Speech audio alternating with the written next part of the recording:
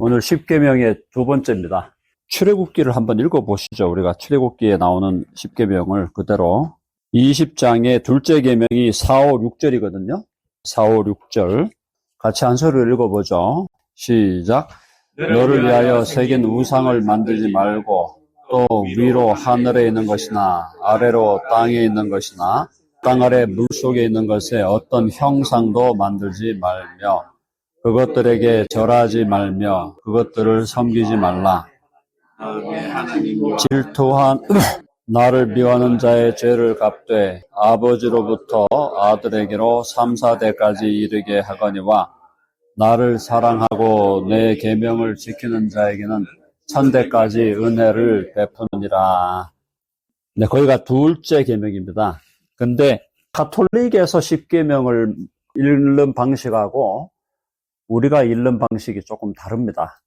그게 뭐냐면은 가톨릭에서는 이 우상을 만들지 말라고 한 계명을 10계명으로 넣지를 않습니다.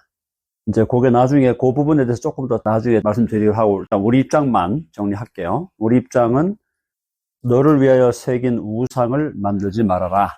우상 금지죠? 우상 금지인데 우상을 하나님께서 뭐라고 하시냐면은 우상은 너를 위하여 만들었다고 했어요. 너를 위하여니까 이게 하나님을 위한 게 아니죠? 하나님을 위한 것이 아니다. 너를 위하여 우상을 만들지 말라. 그러니까 우상을 만들 때는 결국은 다 인간이 자신을 위하여 만들고 있다라는 걸 지금 한편으로 말씀하고 계시고, 그래서 이제 우상을 일단은 보이는 우상을 지금 얘기하고 계시죠? 보이는 우상. 대표적으로 우상은 조각상입니다. 조각상. 조각상일 수 있고 아니면 그림일 수도 있어요. 자, 근데 거기 보시면 너를 위하여 새겼다 그랬거든요. 새긴 거니까 지금 조각이죠. 그렇죠? 새긴 우상을 만들지 말고, 근데 이 우상을 위로 하늘에 있는 거나 아래로 땅에 있는 것이나 땅 아래 물속에 있는 것에 어떤 형상도 만들지 마라. 어떤 형상도 안 된다. 보이는 우상, 어떤 형상도 안 된다. 그렇죠? 그런데 역사적으로 인류는 모든 형상을 다 만들어 왔습니다. 우리가 생각나는 것만 해도 많죠. 그 우상을 만든 형상이 사람의 형상, 사람의 형상이 제일 많죠, 보통요. 불교의 석가모니도 그 사람의 형상이잖아요. 그리고 이제 힌두교로 가면은 힌두교에서 제일 많이 나오는 그 형상이 코끼리 형상. 코끼리에 다음에 이제 코브라, 뱀의 형상. 그 다음에 이집트 같은 데 가보면 이제 스핑크스가 약간 사자 형상이죠. 날개가 달린 사자라든가. 하여튼 그러니까 또 어떤 경우는 이집트 같은 경우에 10가지 재앙을 내릴 때 메뚜기도 그런 형상을 만들었고, 개구리 등등등. 그래서 결국은 어떤 형상도 안 된다. 사람의 형상도 안 되고, 짐승의 형상도 안 되고, 새들의 형상도 안 된다. 그래서 모든 형상이 안 되고요. 그 다음에 5절에 보니까 뭐라고 돼 있죠? 5절에 뭐라고 돼 있습니까? 절하지 말라. 절하거나 섬기지 말라. 그 이유는 뭘까요? 절하고 섬긴다는 거, 이거는 예배한다는 거거든요. 요 지금 절하고 섬긴다는 이 컨텍스트, 구약에서 절하고 섬긴다는 컨텍스트가 예배한다는 예배. 예배하거나 경배하지 말라. 예배하거나 경배하지 말라. 예배하거나 경배하지 말라는 이유는요, 5절에 정확하게 나오진 않지만은, 5절에 이제 다 나오진 않지만은, 첫 번째가 절하거나 섬기지 말고 예배하거나 경배하지 말라는 이유는 우상에 대해서 이사야서에 보면은 우상은 nothing이다. 아무것도 아니다. 살아있나요? 조각상으로 만들어 놨는데 사람이 만들어 놓은 거니까 그거는 살아있지 않잖아요. 죽은 거죠. 죽어 있는 거고 형상만 있는 거지 죽어 있는 거죠. 그래서 우상은 nothing이라 그랬어요. 아무것도 아니다 그랬어요. 그러니까 이제 절하거나 예배하지 말아야죠. 두 번째는 10계명의 1계명에서 뭐라 그랬습니까? 누구만 예배하라? 여호와 하나님만. 여호와 하나님만 예배하라고 했기 때문에 그 이유가, 자, 예배 경배하지 말라는 이유는 우상은 nothing이다. nothing이고 인간이 우상에게 경배하면 인간이 인간의 자기의 가치를 사실은 굉장히 저급하게 만드는 거죠. 그러니까 우상이 만들어진 그 앞에 가서 내가 엎드려서 절을 한다는 거는 자기를 굉장히 저급하게 만드는 거예요. 인생을, 자기 자신을 저급하게 만드는 거고, 여호와 하나님만 예배하라고 하는 십계명의 1계명을 노골적으로 어기는 거죠. 자, 그러면서 이제 5절에 하나님 뭐라 하냐면, 내 하나님 여호와는 질투하는 하나님이다.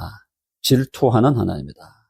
질투하는 하나님. 이 질투한다는 게 인간적인 질투와는 좀 다릅니다. 그렇죠? 그래서 인간적 질투와는 이건 다르다. 같기도 하고 다르기도 해요. 이게 어넬러지, 유비인데, 인간적인 질투와의 유사점, 또 인간적인 질투와의 차이점, 뭐가 있을까요? 하나님의 질투가 인간적인 질투와의 유사점, 또 인간적인 질투와의 차이점. 그러니까 유사점은 거룩한 분노죠. 그렇죠? 분노가 들어가 있다. 거룩한 분노가 있다는 것에서 그건 유사합니다. 유사하다.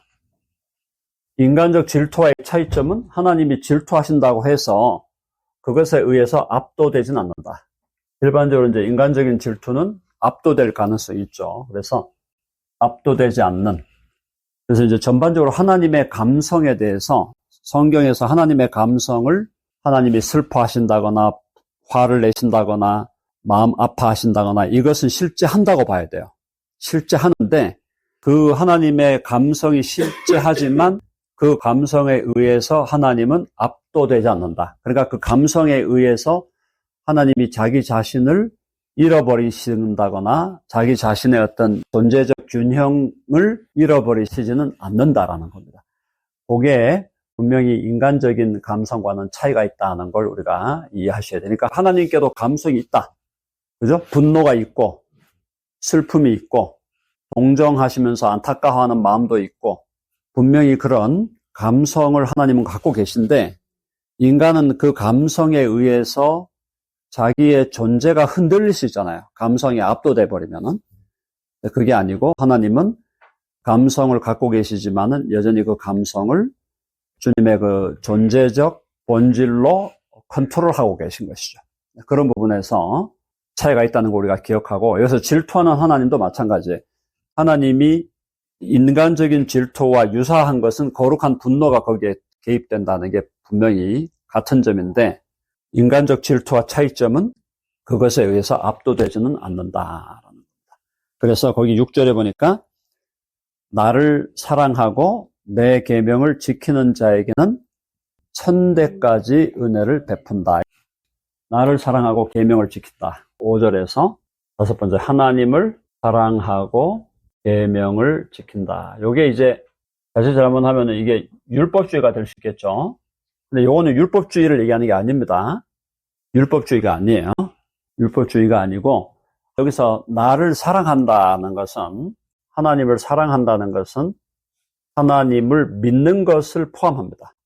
그러니까 하나님을 믿고 믿으면서 동시에 사랑하는 거죠. 형식적인 율법주의를 얘기하는 게 아니고 나를 사랑한다는 이 하나님에 대한 사랑에는 근저에 하나님에 대한 믿음이 있다는 거예요. 믿음. 자, 믿음으로 사랑하니까 어떻게 됩니까? 믿음으로 사랑하니까 어떻게 되죠? 계명을 지키죠. 순종하는 거죠. 그래서 하나님을 믿고 동시에 사랑함으로 순종하는 자들에게 천대까지, 천대라는 걸 뭘 의미하는 걸까요? 그럼 1001대는 안 한다? 영원히. 천대까지 은혜를 베푸는데 1001대가 되고 1002대가 되면 안 하시겠다는 거는 아니죠. 이 천대라는 말은 비유적 표현으로 봐야 돼요. 이거는 영원히 은혜를 베푼다. 그러니 오늘 제가 여러분에게 말씀드리고 싶은 건 뭐냐면 구약에서도 하나님을 사랑하라고 한 것이 율법적으로 그냥 형식적으로 하기 싫은데 사랑하라. 그게 아니고 하나님을 신뢰하고 믿음에 근거한 사랑이라는 거예요. 믿음과 신뢰에 근거한 사랑. 자, 왜 그런가요? 자, 우리 히브리서 한번 가볼까요? 히브리서 11장 6절. 나를 사랑하고 하는 것은 하나님을 믿는 걸 의미해요. 믿음.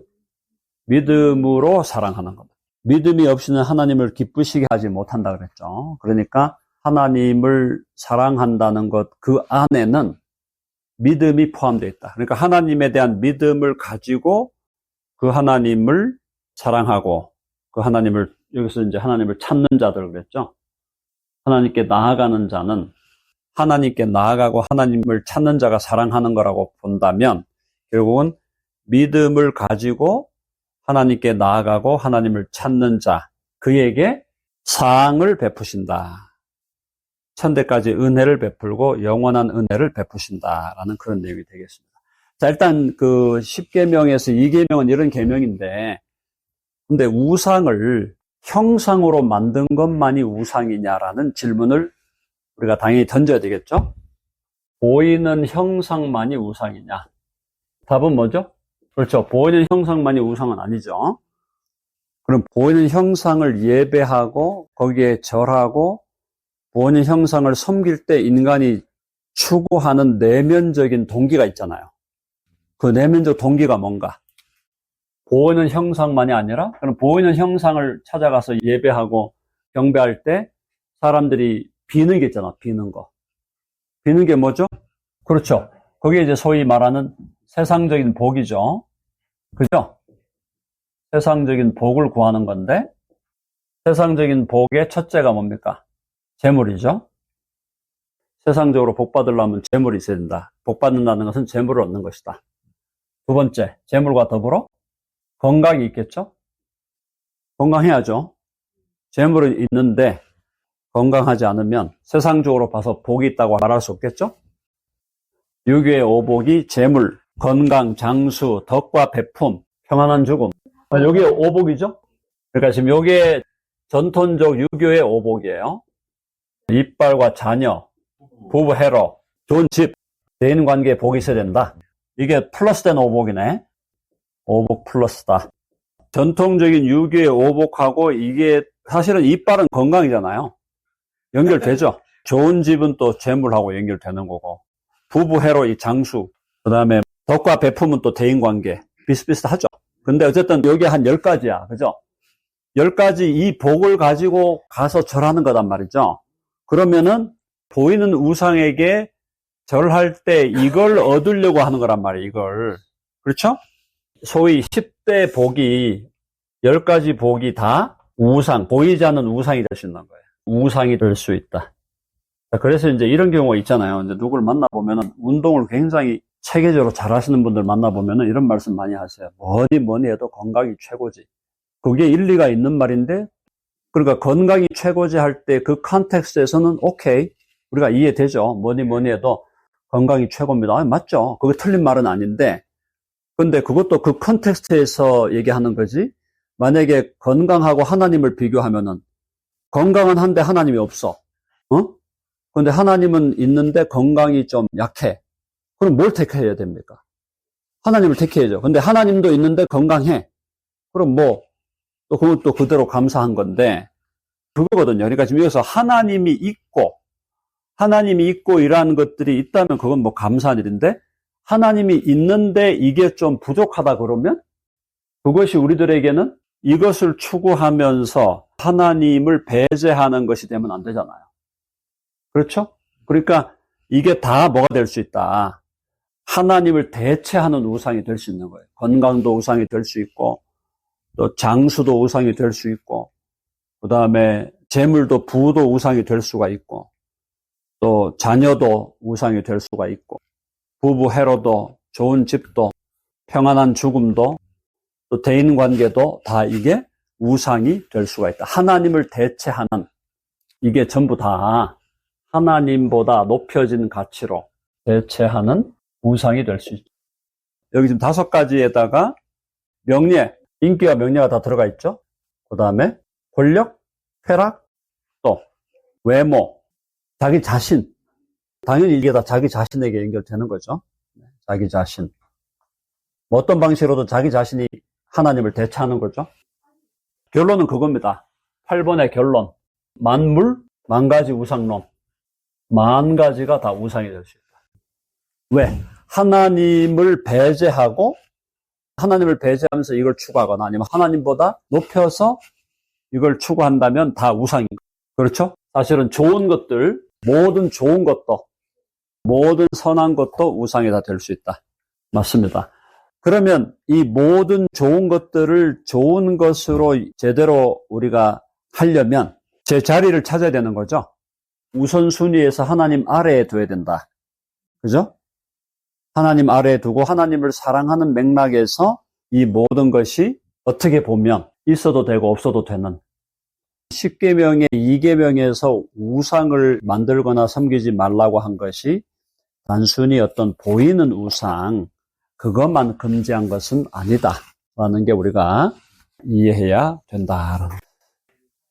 중세시대 때는 거룩한 그림을, 성화를 그렸단 말이에요. 성화를 그려서 원래 중세기에 성화를 그린 이유는 교육을 위해서 그린 거예요. 왜냐하면 이 사람들이 글자를 못 읽으니까. 글자를 못 읽으니까 그림을 그려서 예수님이 이런 일도 했고, 예수님이 병든 블라인드맨도 치유하셨고, 또 예수님이 귀신 들린 사람도 치유했다는 얘기를 이제 그림을 그려갖고 표현을 했는데, 그게 이제 교육용이었는데, 그게 어떻게 됐죠, 나중에? 교육용이었는데, 그게 또 어떤 의미에서 어떤 숭배의 대상이 되는 그런 또 왜곡이 일어났거든요. 자, 그러니까 절하고 키스하고, 마리아상은 대표적이죠. 마리아상은 가서 키스하는 거 기본이고, 교황도 마리아상에 가서 막 키스하고 이러잖아요. 그러니까 이제 그런 걸 보면 굉장히 거시기한데, 결론은 아무리 좋은 것이라도, 일지라도 우상이 될 수 있다는 걸 생각하고, 우상은 보이는 것만의 문제가 아니다. 이렇게 결론 내리겠습니다. 일단 강의는 오늘 여기까지 일단 마무리하겠습니다. 주여 감사합니다. 오늘 우리 10계명의 두 번째 계명을 통해서 우상화하는, 아무리 선한 것일지라도 우리가 죄로 인하여 왜곡될 수 있는 그런 상황들을 다시금 우리 기억하게 해주시고, 오직 주님만이 우리의 경배와 예배의 대상일 뿐 아니라 주님이 모든 것의 우선순위가 된다는 사실을 더 한번 깊이 생각하고 성령님의 인도하심을 따라 그러한 삶을 살아갈 수 있도록 주여 도와 주시옵소서. 우리 주 예수님의 이름으로 기도하옵나이다. 아멘.